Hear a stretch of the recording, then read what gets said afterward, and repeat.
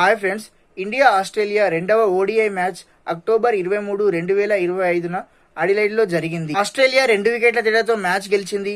India 264 for 9 wickets in 50 overs, Australia 265 for 8 wickets in 46.2 overs చేసింది. మొదట భారత batting చూసుకుంటే రోహిత్ శర్మ 73 పరుగులు చేసి భారత ఇన్నింగ్స్ లో కీలక పాత్ర పోషించాడు. శ్రేయస్ అయ్యర్ 61 పరుగులు చేసి రోహిత్ తో కలిసి గణనీయమైన భాగస్వామ్యాన్ని ఏర్పరచాడు. ఆస్ట్రేలియా బ్యాటింగ్ చూసుకుంటే మాథ్యూ షాట్ 74 పరుగులు చేసి ఆస్ట్రేలియా తరపున మ్యాచ్ విన్నింగ్ ఇన్నింగ్స్ ఆడాడు. కూపర్ కానోలీ, మిచెల్ ఓవెన్ తో సహా ఆస్ట్రేలియా లోయర్ ఆర్డర్ బాగా ప్రదర్శన చేయడంతో 2 వికెట్లు 22 బంతులు మిగిలి ఉండగానే ఆస్ట్రేలియా లక్ష్యాన్ని ఛేదించింది. ఆస్ట్రేలియా 3 మ్యాచ్ల సిరీస్ లో 2-0తో ఆధిక్యంలో ఉంది.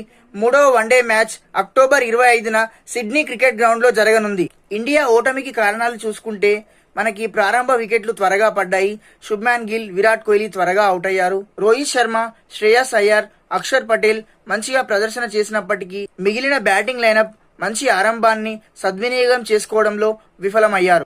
మిడిల్ ఆర్డర్ బ్యాటింగ్ వైఫల్యం, అలాగే బిగ్గర్ పార్ట్నర్షిప్స్ లు ఇవ్వకపోవడం. ఇంకో ముఖ్య కారణం చూసుకుంటే క్యాచింగ్ బాగా ఇంప్రూవ్ చేసుకోవాలి. మనం చూసాం, మాథ్యూ షాట్ ది డ్రాప్ చేసిర్రు, ట్రావిస్ హెడ్ ది డ్రాప్ చేసిర్రు.